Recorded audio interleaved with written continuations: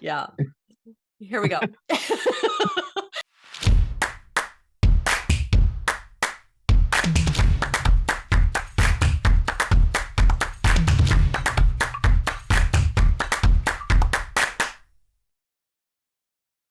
Welcome to Pros Talking Prose, where we old geezers are on here just coughing and hacking away. We welcome you to our discussion about writing and publishing. We hope that you have fun with us today. We're going to talk about something that's a little bit near and dear to my heart, and that's fear. Because I operate in a state of fear 90% of the time. No, but really what we're trying to do is we're trying to help you dispel some fears, or actually understand and recognize when you're making decisions based on fear that could be costing you. So we're going to talk a little bit about that. One of the things that Troy and I recently did yesterday, it's going to be, a while now, that because we drop these usually a week after we've recorded them. But one of the things that Troy and I did yesterday is we sat down and we had a conversation about our businesses. We have different legs to this business. So we're like talking about like, how do we approach this? And how do we approach this? And how do we approach this? Because there are things that are happening in the market. There are things that are happening in the economy.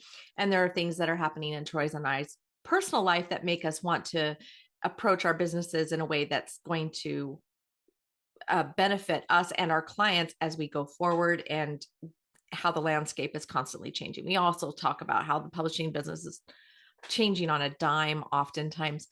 All the time. Yeah, it's all the time. And part of that also is that just right now, case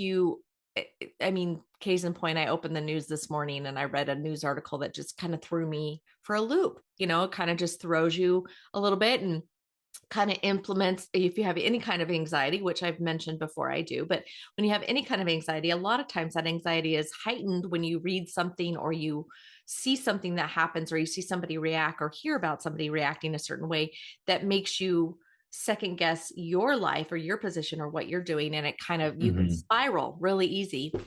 And this happens a lot in this business, because I think like Troy's going to be talking about the comparison trap in his writer lab next month, or in a week from now, right? Yeah, about a week from now. So, it's really easy for us to, especially if we're comparing ourselves to other people's businesses and we're looking at their stuff and we're wondering if we're doing the right thing, it can trigger these feelings of anxiety and fear.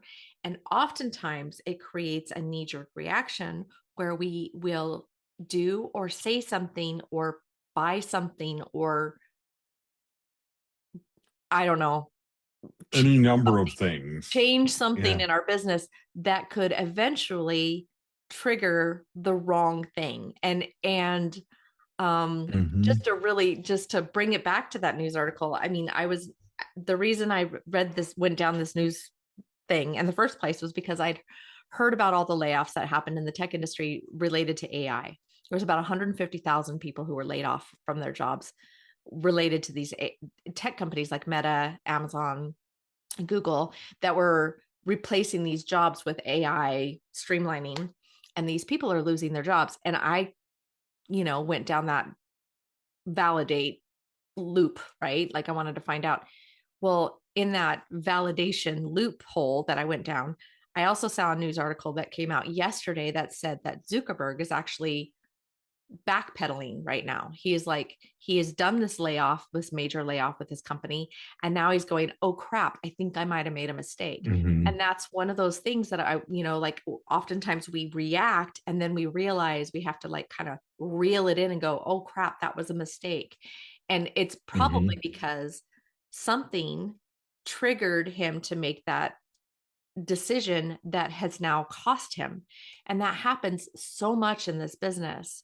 And so Troy and I, we're going to talk about kind of like why authors are oftentimes caught in this situation where they're making decisions that they shouldn't be making right that time at that moment, but oftentimes why they react the way they do, and how to avoid letting fear be the dictator of your decision making. So first and foremost, Troy, why do you think authors are so vulnerable to letting fear dictate decisions? I think in general, so the part of the issue is that authors are oftentimes not the same people that have an entrepreneurship mentality, Mm-hmm. but entrepreneurship is what authorship is. Right. If you're going to treat it like a business, which is obviously what we talk about and recommend, right? So, but the mentalities are totally different. The one of the advantages that I've had in this industry is because I literally have such an extremely wide risk window that I will just try anything, Right. right? Yeah. Which with is scary. with very little fear, Talking which is about with fear. very little fear, which is frankly is not necessarily, that's the opposite extreme, and that's not necessarily the right answer. Usually I need somebody to balance me out a little bit with like, hey man, come back to the real world, because you can't just risk it all the time, Right. right? But so I think what happens is authors have a lot of hope, but also they hear a lot of negative messaging. Yeah. And that's in part like what we talked about last week, is like where it is, the publishing game has never been fair. It's always been a very hard industry to get ahead in. Mm-hmm. So it's always been challenging, always been difficult. And even though those particular challenges have changed over the years, the fact remains that publishing is not a fair industry, that publishing does operate on a power law, and publishing is difficult. Right. So, and we were talking about it earlier today, how difficult it is, the percentages of people who say they want to write a book, between the percentages of people who start a book, between the percentages of people who finish a Finish a book, book. and then the number of those people that actually publish their book, Right. and the small number of those people that publish professionally. And we're getting down to very, very small numbers compared to the population. And so writers look at those overwhelming odds and they're like, oh, even if I do finish, I've just got this terribly rough road ahead. And so they're scared because they know you could put a bunch of money in ads and lose all that money Mm-hmm. and not have it come back with any kind of return at all, because nothing's guaranteed in this Right. industry. So the primary problem with that is that then there are people who prey on that fear. So people are like, well, if you don't do this system or you don't do this thing, you will be left behind, or you will never sell books unless you follow this formula, or this formula is your sure ticket to winning at the publishing industry, the publishing game. And the truth is, first of all, there's no magic bullet, so there's no magic ticket. But the other half of the truth is, that the positive half of the truth is that you can make it, Yeah. that you can do well in this industry, and that you can do well in this business, like we talked about last week. But one of the prerequisites to that is being willing to, first of all, put in the work, but also be willing to take what I should classify as reasonable risks. So not Troy level risks, but reasonable risks with your author career. But really betting on yourself and authenticity as being the things that win. But Right. authors, I think, get afraid because this partly because those people who sell things to authors in this industry prey on that fear. So Right. they tend to amplify that fear because it gives them an incentive to buy something or to try something or to take this course or to do this or to do that, Right. instead of the positive motivation of, hey, you're going to learn something, you're going to improve your life. Instead, it's the negative. If you don't do this, you're going to be in deep trouble. You're never going to Yeah. make it in this industry. Exactly. So, This next yeah. week, I'm going to be, or this week, actually, you, by the time this drops, my class will already have happened, but you can watch the replay on our school community. But one of the things that I'll be teaching in this class is specifically related to this, and that is that um, the fear that drives financial decisions that can really cost a lot of money and be detrimental to Mhm. kill a career before it even starts, really. But before you buy anything, or before you decide to contract with anybody, or before you make a decision, really, before you make a decision about anything in this business, one of the first things you need to do is you need to learn what it is you're trying to accomplish. And I think a lot of times people, like you said earlier, Troy, in our earlier conversation, was that people are looking for this easy button. A lot of times they're looking for this, Mhm. well, I just want the easiest and path of least resistance. Sorry, path of least resistance as I'm going forward. I don't want Yeah. to have any obstacles. I don't want to have any friction. I just want it to be easy. There's got to be an easy, there's millions of books published every year. There's got to be a firm, Well, solid, yeah. definite Somebody way to has the do this. answer Somebody's of got how the to magic do it, bullet. right? Yeah. Somebody has to have this figured Somebody's out. got it. But the problem is that we've talked about this before. There are so many variables that have to, and stars that have to align for all of those things to really kind of work for you. So the first thing I always tell everybody is, before you make any decision, learn what it is you are actually trying to accomplish, and learn what it is you are actually, the steps that have been taken in the past, and pay attention to all those variables that exist in that other person's experience or what they're sharing before you make a decision. Good example of this is, like, there's been many times where I've gone, and said, okay, I want to accomplish, I want to have a software where I can track all my projects, and I want to have it all lined up so that I can put it all in my calendar, and I can, like, have it all just managed for me. So all I have to do is open my computer in the morning, and it tells me, oh, Stacey, you've got this project to do, and it keeps me on track, and I stay organized, and everything flows seamlessly and wonderfully. The problem is there Of is, course, it always yeah, works that way. it always works that way. There is no CRM for authors. There is no CRM for publishers. No one's created it, like, at least not one that I've found. So the CRMs that are out there that are available for companies are either way too powerful and have way too much involved, and they're way too complicated, and they make things way overwhelming, or they're just not quite nuanced enough for what we're doing. They're too simple, they're Mhm. too basic, they don't do what I need it to do. So oftentimes I've spent thousands of dollars, and I'm not exaggerating, thousands And of she is dollars, not. tens of thousands of dollars trying to figure this out. And every time I do that, I always end up canceling, because it's always either one end of this spectrum or the other. And I've made decisions without fully learning what it is I'm actually trying to accomplish. And Right. so what that very expensive lesson has taught me is that this is what I'm looking for. I know exactly what I'm looking for when I'm trying to do things. And what's funny about all of this is that it's very simple.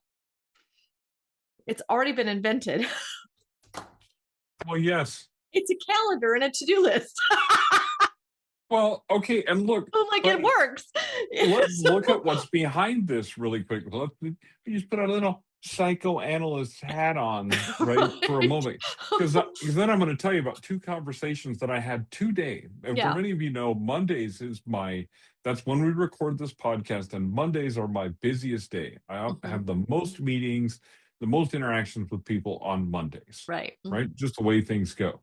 But what's behind this whole thing is because I've done this too, not quite to the extent of some of the ones that Stacy has bought, but I have tons of AppSumo tools that I no longer use. Right. We had one very expensive project management software, AI driven. Oh, it's going to just make my life so simple. It's just going to Right. figure everything out for me. We unsubscribed from that. It does not We do tried it as for, advertised. I We will say, tried it we though. paid for a year, and we successfully utilized it for maybe a month and a half. About a month and a half, about 6 to 8 weeks, and then I was like, We "Poop, were like, I'm done." we're And then done. the end of the year comes up, and I asked the people that Stacy and the other people that bought into it with us, "Hey, so anybody still using this?" The No, little crickets outside the window. Tee-tee, tee-tee. No, because what the problem though is our fear as people is that if I don't buy this software or try this software, this will actually be the one that is the that's the solution. And successful so Ash. I Yeah. will miss out. Everybody heard of FOMO? Fear of missing out? Look, dude, I have it. Okay, I got it. Like Yeah. it's integral to my being, apparently. Um and I mean, oh, we're being really raw now, right? But Right. But like the truth is, you probably have it too, because Mm-hmm. we have a fear of missing out on the next great thing that is really going to help us solve this whole writing life thing, Mm-hmm. which that thing does not exist. I've seen some great attempts at making it. Mm-hmm. I've seen some great software that I thought maybe this actually is the answer. Guess what? It isn't. Yeah. Okay. And here's the reason, is because the answer is so individualized for each individual person. You may have found something, and I know you're going to drop in the comments, somebody's going to say, Trello is the greatest thing ever. Somebody's going to say, well, I use Notion plus this AI plus Airtable. And look, now I have a system that I've developed for myself that works fairly well, that Mm-hmm. has a lot of moving components. Am I going to put that system together and sell it in a book? No. No. The reason is it's not going to work, right? But I had conversations with two different people today where we're talking about different kinds of fear and different kinds of thing, and when we're approaching the industry. And it was interesting because they were only a couple hours apart, and but they were very similar. And one was like, okay, if you were going to be an indie author right now, are you going to tell somebody how to start out? What would you tell them?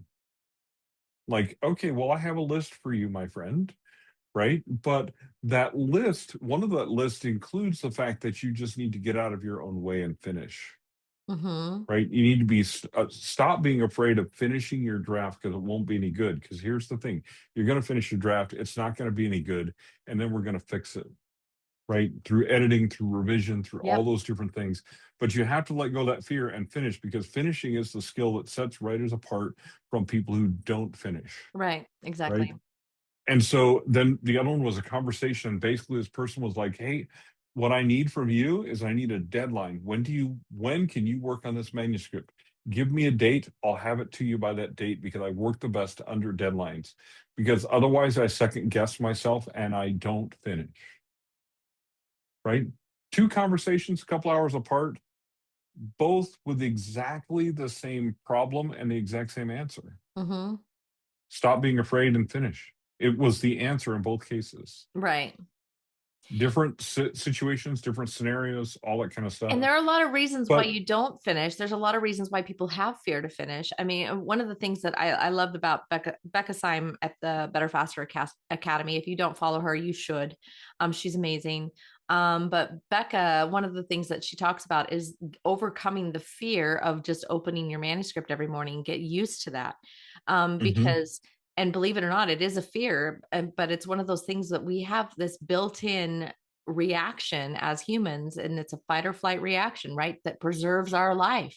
And for some reason, the way that we've, because we no longer fight, the mammoths, and we're not, the saber-toothed tiger is not going to get us when we walk out the door.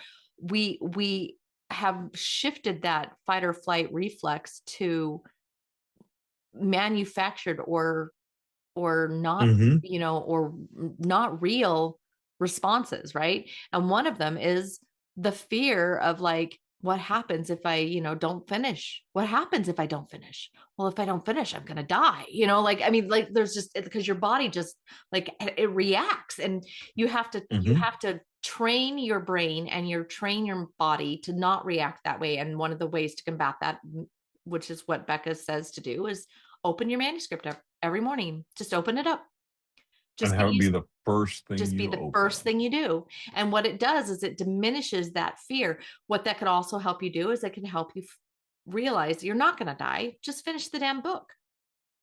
Right. So, that's the Well, important part. Go ahead. and I'm going to use a different example, but it's related. But Mhm. I don't want anybody to perceive this that we're selling you anything Okay. right now in this moment. But we have a writing retreat that we've organized that's Hmm. happening in October.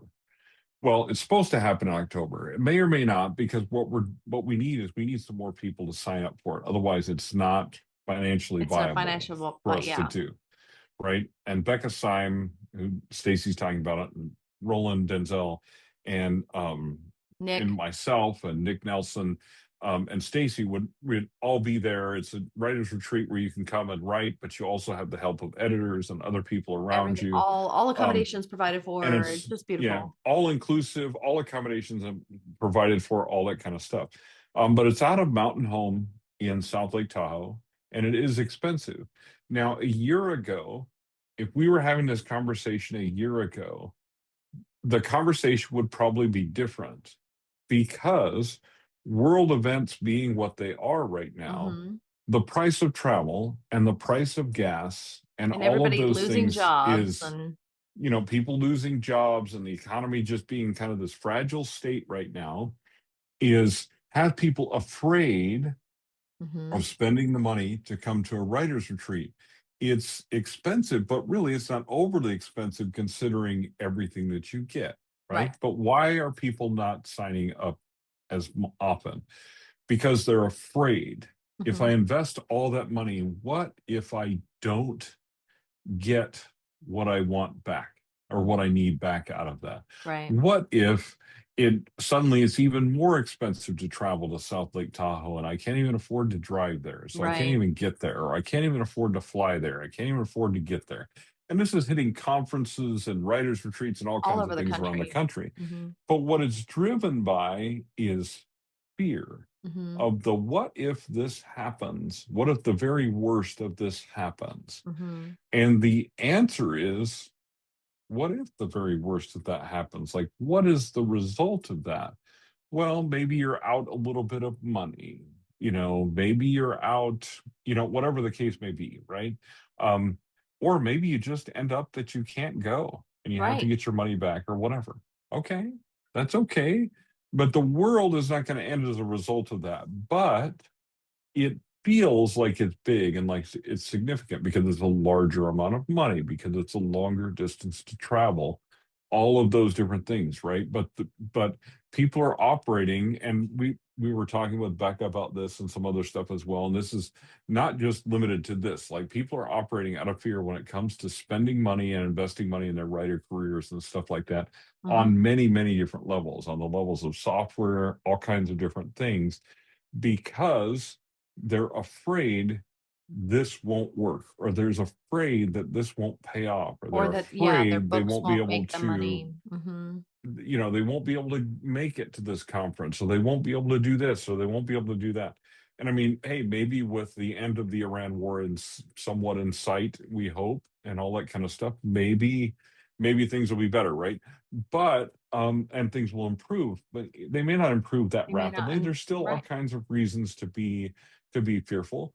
Authors are fearful of AI, all of that type of stuff. But here's the thing: if you go through life and through this writer's journey operating on fear, you will miss opportunities. Like, you will miss once in a lifetime, very limited time, whatever opportunities that you won't have a chance to do. The first Author Nation, which was 20 books back then that I went to, was a stretch for me, and it was a big deal. But man, did that pay off. Man, Yeah. was that a great experience, and man, did that pay off, right? The first one that Stacy and I guerrilla went We to and like gorilla, stayed on the outside we of it. gorilla solicited. We guerrilla solicited and or and loitered. or Gorilla loitered. loitered or whatever we want to say, right? That particular one, like, we made some connections there that are still valuable to us today, Yeah. right? But in order to do that, we took a risk of like, oh my goodness, we're Yeah. going to go and we're going to fly down there and I'm gonna sit we're going to do these things. We're going to sit in the lobby sit in the and lobby. work and Mm-hmm. brainstorm and do all these things. We're going to try to connect with people at lunches and dinners and all that kind of stuff. And did we do that? Yeah. Did it work out? Yeah. But was it a risk initially? Oh yeah, you bet Yeah. it was. Last year we took an even bigger risk with getting a vendor booth, Mm-hmm. right? And the money that we invested and the time that we invested, now we made some great connections. We did some great networking things. Some of those things are starting to pay off even with clients and stuff like Mm-hmm. that. Okay. A But year it was a later. risk. It Mm-hmm. was a lot of money and a lot of time to invest in the risk of that. So, first of all, understand you may get a return on your investment that may come much later than you expect it to. but also that there are other returns of spending time with authors and all that kind of stuff, when it comes to conferences and retreats and stuff like that. Not even our retreat in particular, although we'll put a link to that in the thing description below, and you're welcome to check it out. But no pressure from us or anybody, because the point is sometimes that fear is what actually saves you from making bad decisions. But what Exactly. we want you to do instead is to turn that around and be moving towards something instead of constantly away from things. Right. And Being that proactive rather than reactive to what's happening and around that's you. exactly kind of the point of this, is that understanding and knowing and recognizing in yourself if this is an arbitrary fear or if this is a fear that's actually valid. Hmm. For a good example, my husband's always wanted to ride that motorcycle, right? Like that motorcycle is his thing. And I will tell you, Hmm. every time I get on the back of that motorcycle, there's a fear. I have a fear of getting on that motorcycle because I know the risks. I know the statistics. Uh, I know, like, his aunt is a nurse, a 45-year-old nurse, practicing nurse. And she says she calls motorcycle riders organ donors. She says they're Hmm. just organ donors. And it's just because, she worked in the ER and she saw that part of her life. And I kind of want to lean into that a little bit because there was something that Troy said a little bit ago about, the exposure of what you have, where you operate and how that kind of changes your perception. But I'm going to leave that there. I'm just going to kind of bookmark that for a second. But what I'm talking about here is that there's been many, many times where I've gotten on that motorcycle and been so, so afraid that, it has reduced my enjoyability factor Hmm. and and prevented me from feeling the exhilaration of being in a certain situation, or oh, I'm freezing up. Can you still hear me? Yeah. I Okay. can still hear you, but Yeah. you're kind of My computer froze up for a glitchity second. glotchity. Yeah, glitchy for sure. But what it does is it prevents us from being able to enjoy the journey. And we talked about that a little bit last week in our podcast about Hmm. enjoying the journey and how important that is. If I had let my fear rule, there's a lot of things that we wouldn't have done on this last trip. One of the things that I was afraid of is what the news was telling me about the dangers of being in San Francisco. Like, Hmm. a lot of people were telling me, oh my gosh, you're going to get mugged. You're going to get mugged when you go to San Francisco. Your stuff is going to be stolen right off your bike. You're not going to be able to walk away from your bike. Everything's going to get stolen right off your bike. They're going to just take your bike. Like all that stuff. And I was like, okay, look, we'll just take precautions. We'll be careful where we Hmm. park, and we'll lock up our stuff when we leave. And at one point we had, we when we went into a museum and we knew we were going to be in that museum 2 to 3 hours, we literally ran a bike lock through our helmets and through our jackets and just Hmm. looped them up and walked away. And worst case scenario, and like you said, what's going to happen? Worst case scenario, somebody walks away with our bike. Worst case scenario, somebody takes our stuff and walks away. Then, okay, my husband and I are out a few grand because showy helmets are $1,000 a piece. But you're out a couple grand, but it's just money. It's just Right. money. You rent a Well, car, you go somewhere yeah. else. You know what I mean? Like, it always works out. And one of the biggest things that I've always had, my husband, I love my husband. He's a great person. I'm the anxiety laden person. He's the calm one. I will often ask him, just tell me it's going to be okay. Just say the Hmm. words, just say those words. And it usually takes that anxiety away. But it's because he's gone beyond the learn. He's completely learned all the variables and the things that we need to know to be safe. And then he's tested it. That's the next stage to before you make a decision. You learn, it gives you kind of a foundational knowledge. You Hmm. test out that information, make sure that it's actual and accurate, and then validate it. Hmm. Validate what you've learned. Go find go find it from firsthand information. Go test little portions of what you're trying to do, and then you can decide. Then you can make a decision. And when you do those steps, you will feel much more secure, and it will actually eliminate fear. It will eliminate the Right. need to be afraid because you've overwhelmed that fear with knowledge. Knowledge. Mm-hmm. Yeah. Well, it's interesting that when you use that analogy, like a lot of times, okay, we have insurance. Yeah. Like, okay, Yeah. so my partner Holly works at a prison. Okay, so there's a certain Yeah. amount of risk that goes with that, but also the people that live around the prison, the farmers that live within a reasonable distance of the prison, Mm-hmm. all know one thing: they leave their keys in their car at night. Wow. Why? Because you don't want a prisoner to break into your house looking for your keys. Let Oh, them take the damn car, claim it on the insurance, and live, right.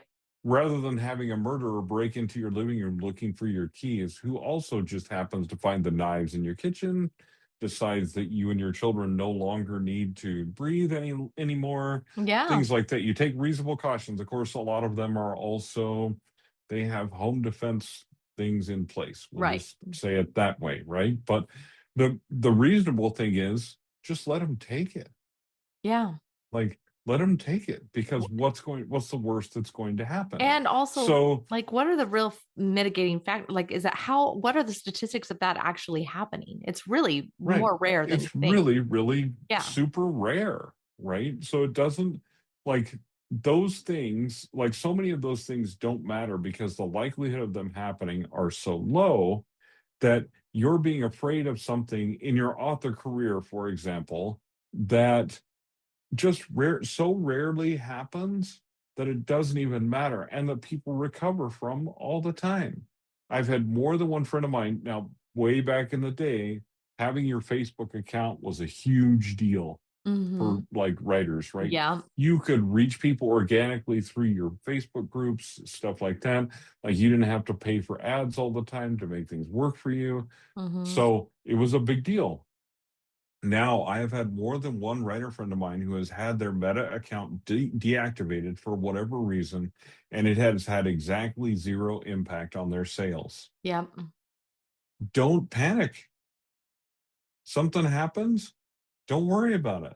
Move on to the next thing. There's all kinds of other ways to market your work. There's all kinds of other things that you can do. Right. And again, that's another thing that it's quite unlikely to happen. You probably will not have your Meta account deactivated unless you do something that causes Meta to deactivate it, right? Right. So, and even if that's accidental or whatever, and sometimes people get their accounts reinstated because they appeal, whatever the case may be. So look, but it's not the end of the world, right? It's not the end of your career, Right. or it shouldn't be if you have other plan B and other options in place. So uh, the thing about operating in fear of that is that you can't. I mean, people operate in fear of bad reviews. They operate in fear of all kinds of things that you literally can't control with your author career. And I'm just saying, just take a minute and breathe Just breathe. and recognize what's the worst that could happen. I used Well, to even the play. worst thing that could happen, you're still going to be okay. Yeah. And You're that's going to and be that's the okay. thing. I used to play that game with my kids because of course, they're my children and so of course they have anxiety, but I used to ask them all the time. I used to go, "Okay, let's play the game. What's the worst case scenario? Worst case scenario. Let's just work it out." We work it all the way down to the micro, like, "Okay, so what happens if you don't fall asleep tonight? What happens? Worst case scenario. Well, I would Yeah, be really tired tomorrow. Right. Worst case scenario, what happens? What would that mean? Well, I guess I would be really yeah, tired tomorrow, right? What does that mean though? Well, I guess I would have to take a nap. mm, Exactly. yeah, Worst case scenario. Like who cares? There you go. You take a right. nap tomorrow. So it's just a lot of times when you play the worst case scenario, you realize that the anxiety, there's no need. So it's kind of like when we have these situations with my client, with clients, and you sit down and you're like, okay, well, this doesn't publish on this day. I'm gonna worst case scenario, we publish the next day. Hmm. What's the Exactly. what's the problem? Well, and this brings us back to the thing too that you do when you do interviews, and I did this morning when I was working with an author too. I'm like, why do you want to publish in the first place? Yeah. Like, what do you want to do with this? And when you can go back to your why, your foundational why, most of the time it doesn't have anything to do with whether your meta account got closed or not. It doesn't have anything to do with whether you publish today or a week from now. It Yeah. doesn't have anything to do with those things. And none of those things will actually make a difference to what you want to do with your author career. Right. So that's, I mean, just if you take a moment to step back and realize that, then you go, oh, well, things aren't so bad after all, Right. right? It's not such a terrible thing. So, I mean, because your why for writing, your why for publishing is probably not tied to those things. And if it Exactly. is, maybe you need to think about that. Maybe you need to take a step back and think about why they're so tied to that thing, Yeah. And right? Because you can't control it. you can't control it. And that kind of leads to like that conversation we had yesterday about, oh my gosh, I keep freezing up. Anyway, it's fine. Yeah, it's Um, fine. it's Lovely. fine. I'm just going to be in this like state of flux throughout, Little if you're Max watching on headroom. YouTube, you're just going to see me doing this robot thing. It's But okay. fine. Anyway, yesterday we were having that conversation where we're having to talk about like, okay, where do we go from here? Like, what happens if we can't have our Feldheim retreat? What happens if it gets to the point where we can't do that? What happens if we can't go to Nashville this year? What happens if we go to Nashville this year and nothing happens? Like, what happens if we go to Nashville Right. and we don't get any clients? What happens if we don't get any signers that can travel to Las Vegas and sign at the book signing? Like, what Yep. happens? What happens? We were playing that worst case scenario.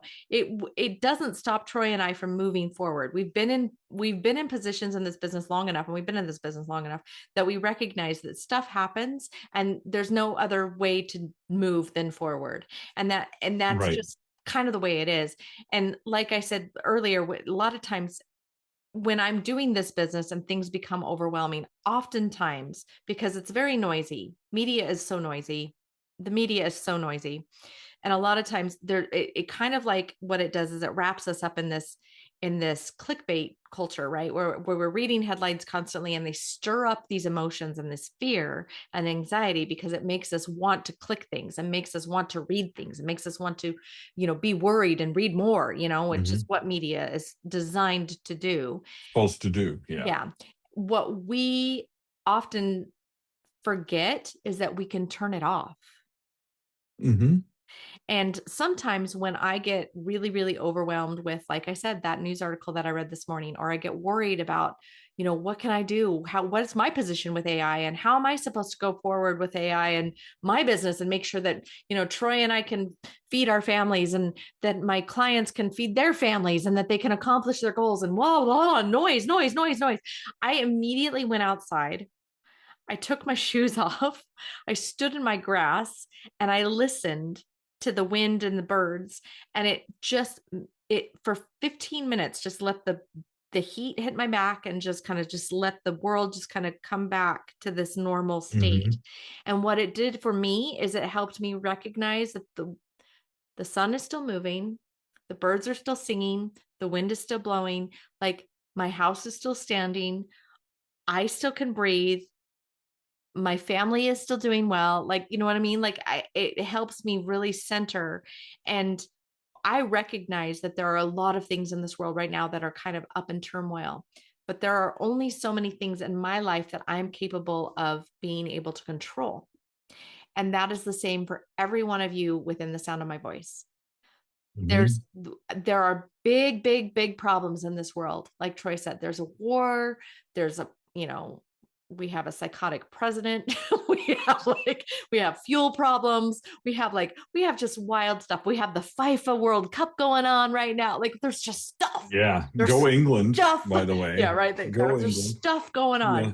on. But like you can get wrapped up and worked up and all about this, but really what it does is every once in a while you have to recognize and realize there's only so much you can control. Right. So bring it back. Sometimes refocus, find a time to center, drink a nice cup of coffee if that's your thing. Have your old fashioned, which is what Troy likes to do once in a while. Just sit down, have an old fashioned or a glass of wine and sit down and just breathe and go, okay, what is it in my little happy bubble that I can control? I can control when I open my manuscript. I can control how many words I write today. I can control what and what kind of media I'm going to consume or what kind of learning I need to do on the next step of my publishing journey. I don't have to learn it all. I don't have to know it all. I just need to know the Mhm. next step. And like, when I was talking to Troy yesterday, I was like, I need to help people get the little bite-sized pieces of my course, because my learning program that I teach publishing, it's huge. It's everything you possibly could know and want to know about the publishing process. And it's a lot to ingest, and it can be very overwhelming. And Troy says, what you should probably do is think about maybe doing these little bite-sized pieces for people who maybe I just want to learn about copyright right now.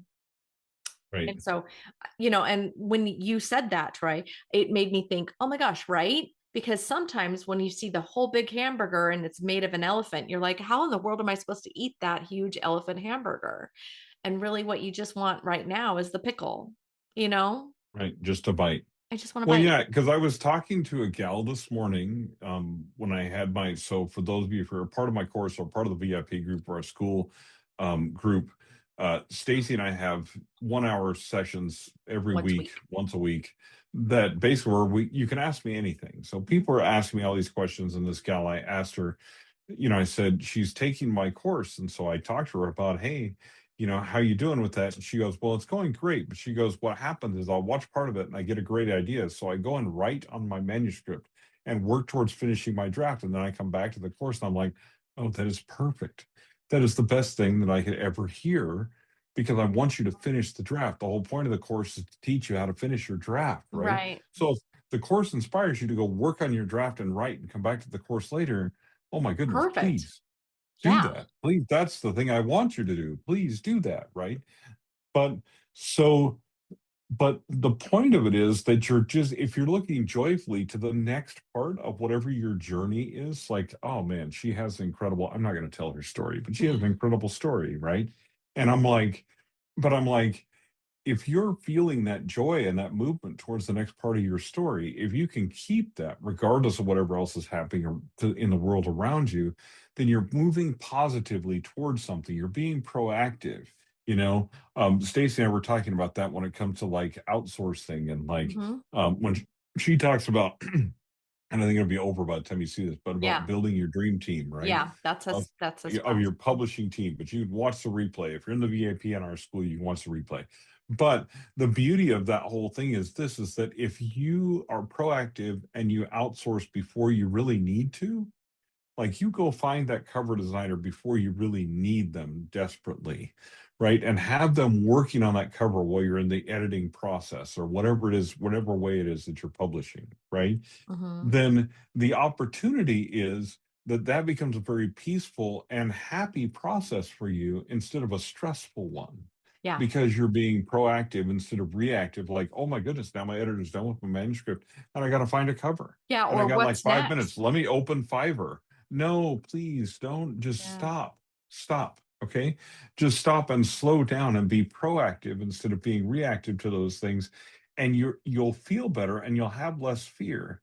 I'm not Hmm. saying you won't have any fear. There's some fears you're just going to have to conquer in this industry. You're just going to have to face them. The Right. fear of putting your work out there in the world because people might actually read it. Yeah, that's kind of the point. So, and I know you're afraid of that. It's okay. So it's okay. It's going to be okay. As Will says to Stacy, it's going to be okay. It's gonna be okay. It's going to be fine. And you, yes, people are going to read your work, and some people are going to like it, and some people aren't. Right. It's the way it's going to fall every time you release anything into the world. Hmm. But you don't have to be afraid of that. I Yeah. mean, I think as authors react a lot in fear of the FOMO, and the FOMO sometimes is also replaced by, well, what happens if I'm successful? Oh yeah. Um, and like, what happens if I really do have great success? Like, what's going to happen then? Everything is going to change. My life is going to change. Hey, I got some news for you. No, it's not really going to change all that much. You're right. Like, I still mow the lawn every week. Hmm. I mean, I'm like, it doesn't matter how many books you've sold this week. The grass still grows, still needs to be mowed. My Hmm. dog still does his business out there, and somebody has to pick it up. Yeah. Like it's that all of that cycle it's just the cycle of life, that things happen, that you do things, everything happens and your life does not completely change. And even if it did, how much does it matter? How much can you deal with that at the time when it happens? Don't be afraid of success or failure. Neither Right. one is going to change so many things about your life that you're just going to be in a disaster unless you've just bet your entire farm on something you shouldn't have gambled on. Please don't do that. And that's the other side of this coin, right? The flip side of this coin is making decisions based on that fear that can lead you down those disastrous paths. And that is very Mm-hmm.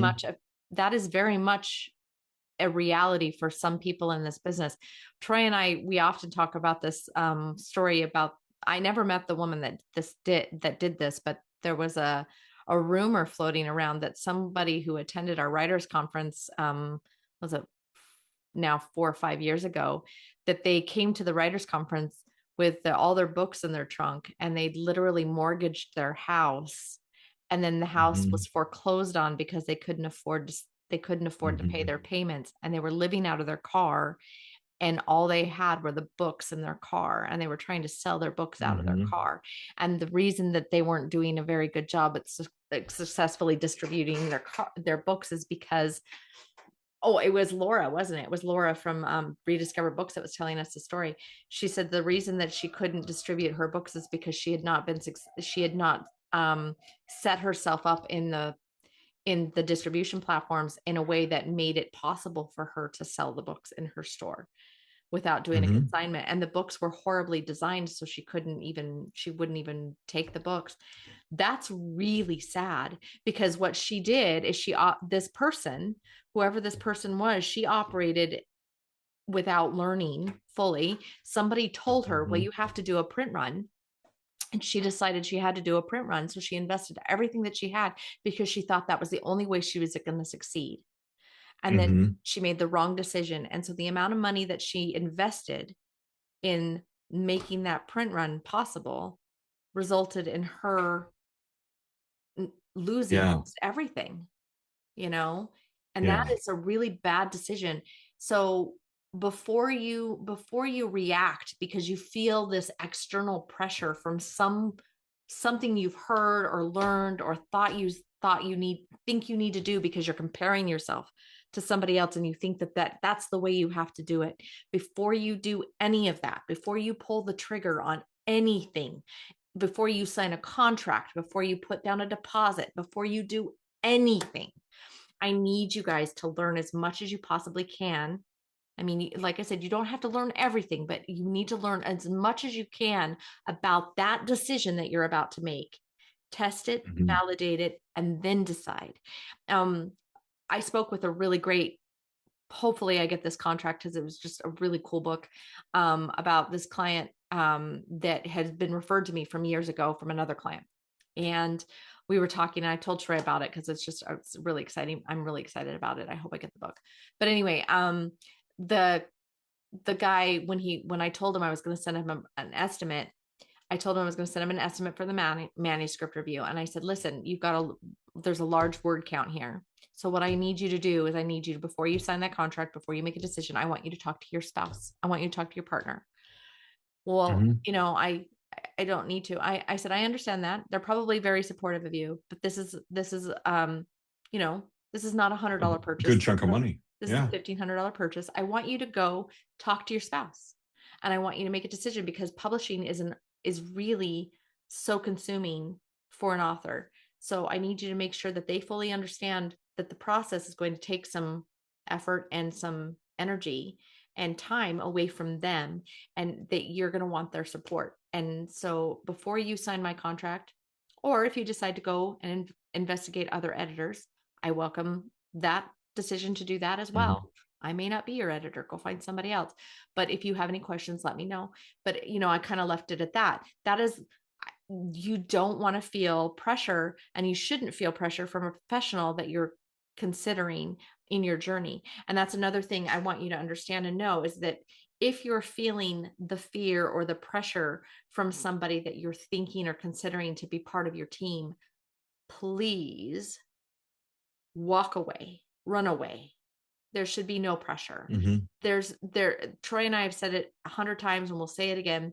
The only time anyone is going to try to put pressure on you is because they're feeling desperate.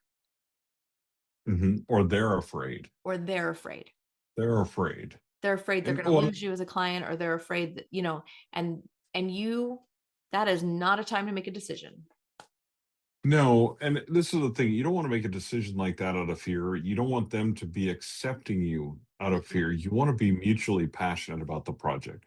Most of the time, projects with both Stacy and I start with a manuscript evaluation. Here's Right. why. Is first of all, so we can evaluate each other as well as the manuscript. Is Right. this a fit? Right. Because I'm not a fit for everybody. I'm not a cuddly teddy bear who's going to tell you, there, your stuff is great. I'm going to tell you this is what's wrong with it, and we need to work on fixing it. That's what we're working on right now. Like we're not. That's not what our point is, right? So my job is to tell you what's wrong with something, not necessarily what's right with it, right? So some people need a little more comfort and validation than what I offer. That's okay. There are other Mm-hmm. editors that offer that for you, right? But I'm really tough on story. I'm tough on plot, all that type of thing. That's what I do, right? It's the thing that I do. But the other thing that it does is like if you get done with the end of the manuscript evaluation, you decide you want to rewrite parts of it yourself, or you want to go hire another editor, or you want to have beta readers or whatever, you're under no obligation for something else in the rest of the contract because now you have the opportunity to see not only do we work for you and do you work for us, is that a match, Right. but you also have the opportunity to do some work yourself and save yourself some money in the long run. Like, and I mean, from a business perspective, is that a silly choice on our part? Oh, we're going to give you some stuff, some information so you can go and do some work yourself and save yourself some money, which means we make less money. But I'm okay with that, right? It's Because that's not because my why of doing this is not so I can fleece every author that comes through of exactly. every dime that they have. No, I want your book, I want your draft to be finished, I want your book to be successful. Those are the two things I want more than anything else for you as a client of mine. Right. So if if it comes down to a money decision, I completely understand that. But I also want to make sure that we give you every opportunity to do as much of the work yourself to save yourself as much money as possible, besides the fact that you learn more from doing it yourself than having me do it for you, And right? just so you know, that mindset that we're talking about here with as professionals working with authors, it's not unique to Troy and I. There are many Oh, no. good professionals out there that have the same mindset, and they want to make sure that authors are being treated with the respect and the and the same kind of I guess professionalism as we're discussing here. But the reason we bring it up in the first place is because we also know there is a very ugly underbelly of this business that triggers this fear reflex. And if you're an author, you will experience it. There are people like it is not, you don't have to spit more than a foot away and you're going to run into somebody who's going to try to scam you. Like there's just scammers like Mhm. crazy in this business All over the place. all over the All over the place. place. But we're giving you this kind of insight so that you understand the difference between people who put pressure on their authors and those who don't. And if you're feeling pressure, then that should be a major red flag. Mhm. Because that fear reflex shouldn't be something you feel from the people that you bring on with you on your team. Mhm. So that is 100% what we want to make sure that you're not feeling when you're working with your professionals and your team. You're not going to know everything in this business, so erase that fear right away. You're not going to create something that's perfect. You might create something that's near perfect, Yeah. but somebody's always going to have a critical something to say. There's too many people out there that have opinions and they're not always going to match yours, and that's okay too. That's not something to be afraid of. Don't be afraid of being vulnerable. Don't be afraid of showing your authentic self when you write your books. The more authentic you are, the more vulnerable you are when you write, the better your book will be. It's just the truth. It's Mhm. facts. And don't be afraid to make mistakes. Don't be afraid to meet new people. Don't be afraid to experience new things and go outside your comfort zone. These are all things that are actually going to as you go through life and you figure this out as you get older and older and older, and those of you who are following us, some of you are older than even I am, but like we all know this, as we get older, the things that we have the most enjoyment from, the most satisfaction from, are the things that we took risks on and that we saw Mm-hmm. a good return on. So this is one of those things that sometimes you have to kind of just convince yourself or trick Mm-hmm. yourself into thinking there's no bear in the room so that you can remember that you can do you can you can get past the Right. fear. Get past the fear. So yeah, Right. I mean, and look, there's things to be reasonably afraid of there are. in publishing. Like, and there are reasonably, you need to be reasonable with your financial risk Mhm. based on your individual situation, Yeah. right? Mhm. So there's things that you need to be aware of. But the biggest thing to be aware of is that when someone is trying to prey on your fear, whether that someone is selling software or selling editing services or whatever, is that, I described it in one of our podcasts a few weeks ago where I got an email that said, if you do not do this, you will be left behind. Oh yeah. And I'm like, as a subject line, first of all, that's terrible because what you're trying to do is get me to purchase your product or attend your webinar or whatever out of fear, not out of a desire to learn from you, but Mhm. out of fear that if I don't learn from you, I'm in real trouble, And right? also that fear, when you purchase things with fear, I guarantee you're going to have buyer's remorse. Mm-hmm. Mm-hmm. You are. You're going to feel guilty for spending that money later. So Right. that's not a time Yeah. to buy or make a decision or anything. Don't I ever. mean, yeah, if you're go to a conference or writer's retreat or whatever because it's something you really need and that you really want, not because you're afraid of missing out, that someone else will go and they will have a great time and they will learn something and you'll have missed out on that. Truth is, a lot of times you're going to miss out on things. Yeah, That's okay. You're that's going to okay. miss out on things. That happens.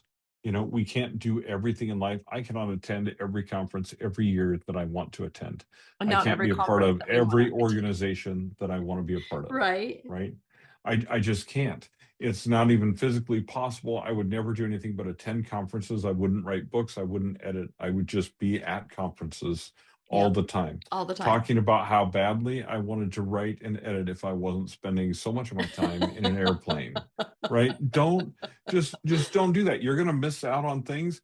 If you're on the West Coast, hey, Author Nation is a great conference. It's in Vegas every year in November. It's awesome. Can't make it? It's okay. Okay, don't worry about it. There's all kinds of things that we as humans are afraid of that we really don't need to be afraid of. Yeah. Like some things are just going to happen that way. um I love what Stacy said about just not don't give into that fear. Somebody runs away if they run away if they're just Yeah. pressuring you with fear. Well, because it needs to be a mutually beneficial symbiotic relationship in almost everything that you do in the publishing industry. If Yeah. it's not, if it looks like it's not going to be, don't do it. It's I not worth think it. I think that the sometimes a common response with fear often becomes paralysis, and that's why it's important that you don't allow your fear to overcome your senses, because oftentimes we have, fear. What is it? Fight, flight, or Freeze. freeze. And Yeah. a lot of times with this business, freeze is the major response. um Hmm. we tend to just not do anything Yeah. at all, and often that leads to regrets, and they say cemeteries are full of regrets, right? We don't want to do that. We Yeah. don't want to end up in a cemetery full of regrets, and that's how, Hmm. we wish we would have finished Yeah. the story. We saw it with COVID. We're seeing it with AI, where writers are Mhm. just like, well, it's hopeless. So I'm going to just not do anything. Mhm. And that's generally not the reaction I have, which is a whole other story. But it's also like it's not the right reaction. It's not going to get you to where you want to go. Right. We have to work through this. There will be a new normal. We're going to stumble forward through this whole AI thing that's happening. Self-publishing is going to change. Things are going to change. You might not be self-publishing for free anymore. There's going to be different things that happen. But the end result is we're going to stumble forward. We're going to come out of the other side, and there's going to be a new normal, and we're going to operate in that. Yeah. That's the way it's going to happen. I So mean, whatever stumbles happen along the way, we're going to come into a new normal because it's happened over and over again in the publishing industry for hundreds of years. yeah, it never results, freezing never results in anything that's progressive. I got on that motorcycle this last week, and I pushed that fear down, right? And I went through San Francisco. We rode our bike over the Golden Gate Bridge, and we rode through the cities and rode through Bixby, over Bixby Bridge, and saw the elephant seals, and we saw all those things. I wouldn't have seen all those things. I wouldn't have ridden through Yosemite if I'd let my fear overcome the desire to get on that bike and see those amazing things. So I wouldn't have had those experiences. The moral of the story is just open your manuscript every day and finish the book. And then if you don't know how to publish, find those people that can help you overcome your fears and learn what you need to do so that you can publish it. And so that way, the people that need to hear your words can, and you won't end up in a cemetery with regrets. So that's the moral of the story, guys. Full circle. Yes.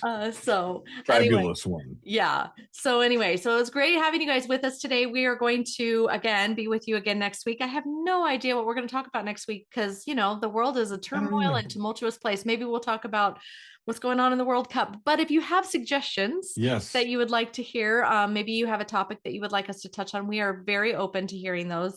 So we would love to hear what your comments are. If you've made it this far, comment below that fear sucks, and we'll know that you've made it to the end. We're really appreciative of that. But follow us on the school community. We would love to see you guys over there.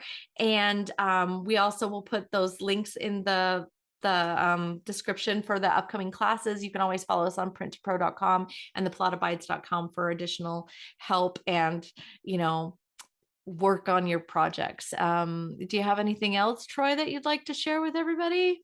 No, but comment below if you're rooting with any team other than England, because the USA is going to make it past the knockout round, but not past the final 16. That's my prediction. So sorry, USA, there's no way you're winning the World Cup, but England, we have a shot.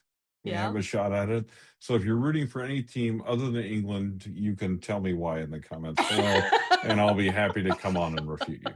Anyway, but that's the last thing I have for this week. Right. Other than, hey, don't live your life according to fear. That does mean don't be stupid and completely risk averse, but don't live your life according to fear. Go forward and be brave and keep writing. Yeah, keep writing. And if you have questions about something that you need help overcoming those fears, you can always reach out to Troy and I at the Plot Abides and printtopro.com. And stay weird, people. We'll talk to you guys next week. Thanks, everybody.